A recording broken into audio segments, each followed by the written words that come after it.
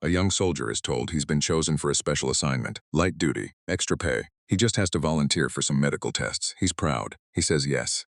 What he doesn't know is that he just agreed to have his mind taken apart. Over the next weeks, the army gives him chemicals he's never heard of. Drugs that make him hallucinate for days. Nerve agents, the same family used as weapons of war. At doses meant to push him to the edge. He's not told what they are. He's not told what they might do to him. And nobody plans to ever check on him again. He was one of around 7,000. This went on for 20 years. And the men it broke would spend the rest of their lives just trying to find out what their own government had put inside them. This is the program they were never supposed to question.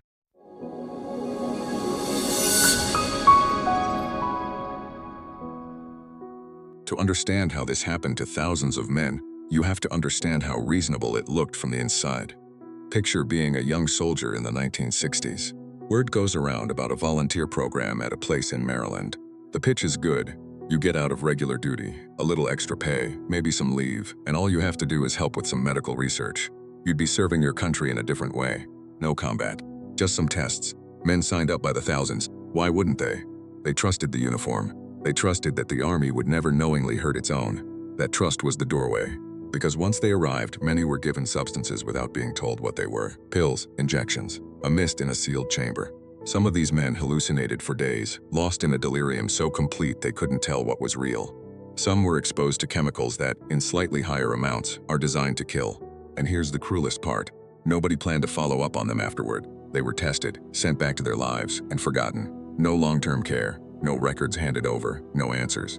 So when these men, years later, started suffering, depression, nightmares, nerve damage, thoughts of ending it all, they had no idea why. They didn't even know what they'd been given. To find out, they would eventually have to take their own government to court. How a country did this to the very people who volunteered to serve it, and how it stayed buried for so long. That's the story. It begins with a weapon nobody had ever built before. It started, like so much of this, with the Cold War, and with a dark inheritance from the Second World War. When the war ended, American forces captured something terrifying from Nazi Germany. The formulas for a new class of chemical weapons. Nerve agents, substances so lethal that a tiny amount could kill. The United States brought those secrets home and began studying them at a military facility in Maryland, Edgewood Arsenal, run by the Army's Chemical Corps. At first, the goal was defense. If an enemy used these weapons, America needed antidotes, protective gear, and an understanding of what the agents actually did to a human body. Reasonable enough. But then the thinking took a turn. Military planners became fascinated by a new idea. What if you didn't want a chemical that kills? What if you wanted one that simply disables? A weapon that could make an entire enemy unit confused, hallucinating, unable to fight without firing a shot. They called these incapacitating agents. A way to win a battle by switching off the enemy's mind instead of ending their lives. On paper, it almost sounded humane. But to build a weapon that disables the human mind, you have to test it on human minds. You have to know exactly what dose makes a man hallucinate, what makes him helpless, how long it lasts, and how to bring him back. Animals could only tell them so much. For the rest, they needed people. A lot of people. And the most available people of all were the soldiers under their own command. So Edgewood became something no one outside a small circle was supposed to know about. A place where, for 2 decades, the American military would experiment on the minds of its own troops. Over roughly 20 years, the Army tested more than 250 different chemical substances on these men. Let that number sit for a second. Not one experimental drug, over 250. Some were nerve agents, the lethal kind, given at carefully sublethal doses to study their effects and test antidotes. Some were blister agents like mustard gas. But the heart of this story, the testing minds part, was a category of mind-altering chemicals. And 2 names matter most. The first you know, LSD. The military wanted to understand what this powerful psychedelic did to a soldier's ability to follow orders, to function, to stay loyal under its influence. Men were dosed and observed as their grip on reality came apart. The second is one almost no one has heard of, and it's the one that did the deepest damage, a chemical known as BZ. BZ is a powerful deliriant. It doesn't just alter your mood, it can erase your ability to tell reality from hallucination for days at a time.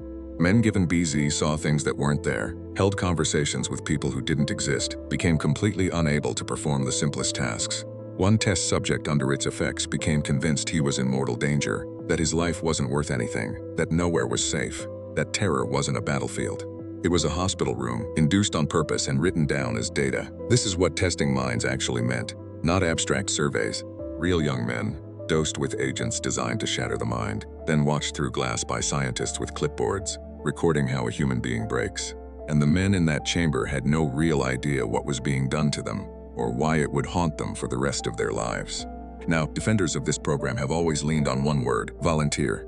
These men volunteered, they say. They signed forms, they agreed. But look closely at what that word was hiding. These men were soldiers. In a military structure, where authority is everything and you're trained to follow orders, the line between volunteering and being steered gets very thin. The program was sold with incentives: lighter duty, extra pay, time off.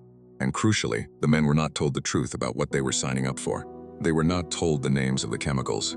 They were not told the real risks. They were not told they might hallucinate for days, or that the effects could follow them for decades. You cannot truly agree to something when the most important facts are kept from you. That's not consent. It's consent on paper only. One man, after he finally learned years later that he'd been given LSD, said plainly that if anyone had told him what it actually did, he never would have agreed to take it. That sentence is the whole tragedy in miniature. They said yes to a thing that was never honestly explained to them, and the way they were treated inside made the betrayal worse. In the words later used in lawsuits, these soldiers were treated like laboratory animals, guinea pigs in uniform. Their names became case numbers, their suffering became data points. And when the testing was done, the men were simply released back into their lives with no follow-up plan, as if their part was over and their futures didn't matter. The psychiatrist who oversaw much of the mind drug research would, decades later, receive letters from these veterans, letters begging for answers, men writing that they just needed to know what had happened to them, that the truth might finally give them some peace and quiet the nightmares. Think about that. They had to write to the very people who experimented on them, just to learn what had been done to their own minds. The experiments were shut down in 1975 when investigators in Congress finally exposed the program. The coercive recruiting, the repeated failure to get honest consent, the official testing ended. But for the men who'd been through it, nothing ended at all. Many carried the damage for the rest of their lives. Depression, crushing anxiety, nervous system problems, nightmares that wouldn't stop. Some battled thoughts of suicide for decades. And the deepest wound was the not knowing, because the military had never planned long-term follow-up. Many of these men had no medical records, no proof, no explanation for why their bodies and minds had betrayed them. When they went to get help, they often couldn't even say what they'd been exposed to, because they were never told. Imagine trying to get treatment for an injury when you're not allowed to know what caused it. That was their reality for years. So they did the only thing left. In 2009, a group of these veterans took their own government to court. They sued the Army, the Department of Defense, and the CIA, demanding two simple things: tell us what you gave us, and take care of the harm you caused. The lawsuit forced a reckoning. Through it, more of the truth came into the light: the scale, the agents, the betrayal. And the courts ultimately recognized that the Army had a duty to give these men the information about their own health that had been hidden from them for so long. It was not full justice. It came late, after many had already died, never knowing. But it pulled the program out of the shadows and onto the public record, which is the only reason we can sit here and talk about it today.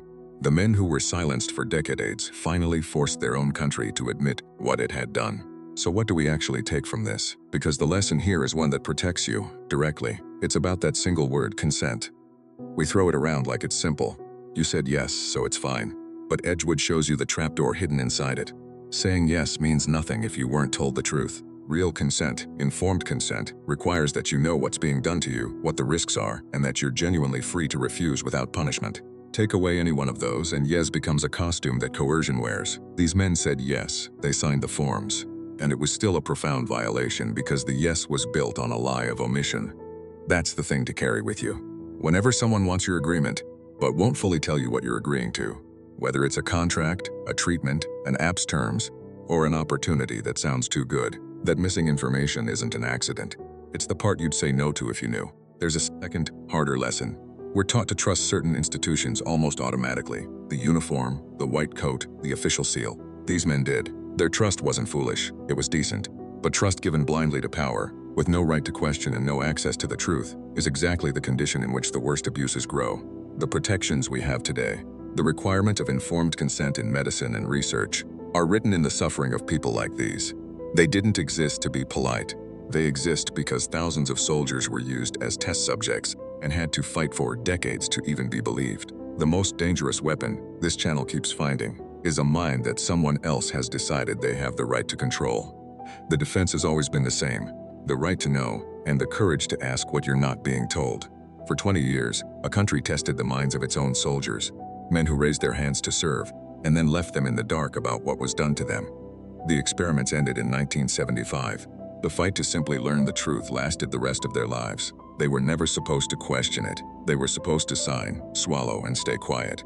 And the only reason their story isn't lost is that some of them refuse to. So the next time you're asked to agree to something you don't fully understand, remember these men. The most important words in the world aren't "I agree." They're "tell me exactly what I'm agreeing to." If this stayed with you, you'll want the next one, because next, I'm showing you the experiment where ordinary, decent people were convinced to deliver what they believed were deadly electric shocks to a screaming stranger, just because a calm voice told them to continue. Subscribe, and let's keep pulling these threads. This is Never Heard About.